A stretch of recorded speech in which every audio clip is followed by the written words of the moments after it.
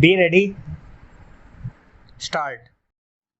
Madam Deputy Chairman, from the speeches which the Honorable Minister for Planning made in this House and in the other House, and from a perusal of the note which has been circulated to us regarding the progress that has been made in the 10th 5-year plan and the various statements of the government and the planning commission, I have a feeling that the government of India is trying to assuage the feeling of dissatisfaction in the country through promises of bright future, promises of better efforts, and general promise that everything is going to turn out all right and that there need not be any fear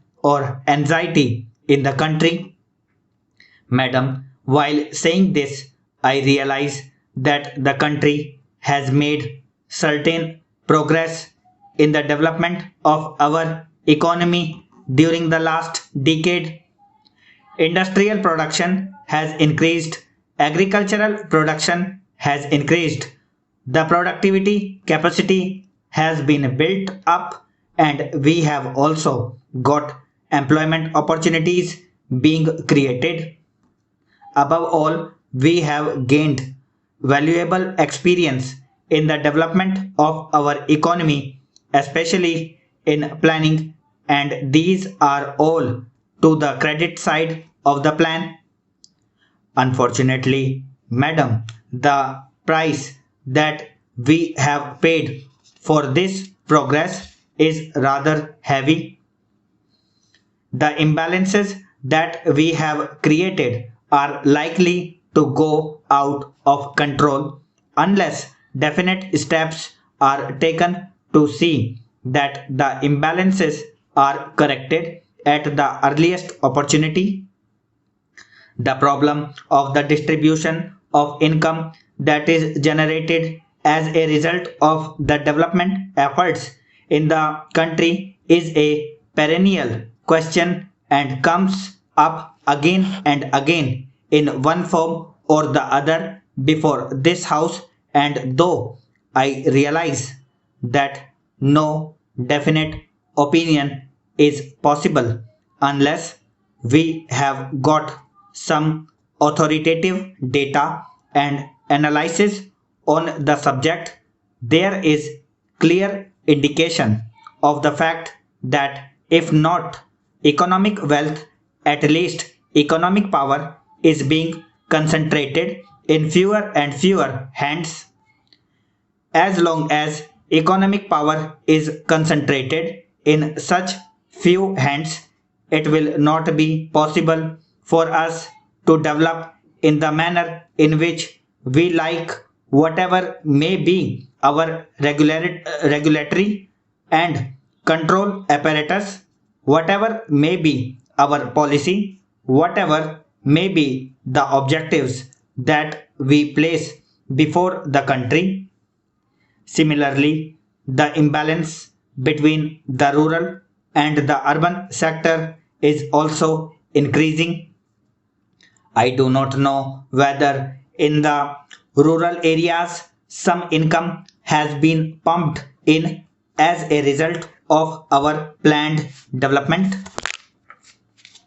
It is possible that the well-to-do peasants, the richer peasants, might have benefited as a result of our economic development, but as far as the rural areas as a whole is concerned, the disparity and imbalance is definitely growing, and that is also a matter of concern. The very fact that urbanization takes place at such a rapid rate in our country is visible proof that the imbalance has been growing, with the result that neither the urban areas nor the rural areas are today in a position to live the life that they were living before our planned developmental efforts started. Now there is over congestion in the urban areas. The civic amenities are all on the point of breaking down, and they continuously break down with the slightest accident here or there. The slums are increasing at a rapid rate and unemployment is increasing. Whatever may be the figures regarding crimes, etc., that may be published by the government, there is a definite impression in the country that the crime situation is also deteriorating. That is because of the congestion in the urban areas, because of the difficulties due to lack of resources. They are unable to deal with the problems that arise as a result of this over congestion, and the problem of law and order becomes more acute as a result of this urbanization. Thirdly, the question of unemployment has also taken a rather serious turn, and when the government spokesman addresses homilies to others regarding the agitation against high prices and higher taxes, they completely forget that year by year one earner has to support more and more people, and we have got the authority of no less a person than the planning minister himself to say that the real income of the earner, at least in the lower income groups, has not risen, and in spite of that, that earner has to support a larger and larger number of dependents. There is so much dissatisfaction in the country that people are clamoring against rising prices and rising taxes. The planning minister has given us a frank picture regarding what has happened in the first year of the 10th plan period, and we are grateful to him for this frank picture. The figures that he has cited have given us a clear idea of what is happening to our economy at the present moment, but he has tried to strike a note of optimum. He has tried to explain the reasons that are responsible for this state of affairs, and he has also indicated that the Planning Commission is conscious of all these drawbacks. The crux of the whole matter, therefore, is the inability on the part of the government to manipulate the prices in a manner whereby it may be possible to achieve crop planning in order to achieve the desired results. As long as this price structure is allowed to move in the manner in which it is moving today, whatever may be the policy of the government, howsoever much credit they may pump into the agricultural sector, whatever the amenities they may give to the agriculturists, it will not be possible for us to achieve the targets in the manner in which we want to achieve. I would have been satisfied if, as a result of this increased agricultural production, the farmer was better off. But we find that whenever there is increased production in response to higher prices, the markets slump down so heavily that ultimately the farmer stands to lose instead of to gain. Therefore, the farmer loses both ways and the country also loses. The farmer puts in more money, more resources in the production of crops for which he expects higher returns, and he loses all that money because the prices are not rising to his expectations, and instead the prices fall down rather precipitously, and the country is also losing because there is a very uneven development of agriculture. Therefore, the crux of the whole problem is not just to hold the price line or just to see that black marketing is avoided. That is only one part of the job, a very important part of the price policy, and that has got to be kept in mind. I am not against it.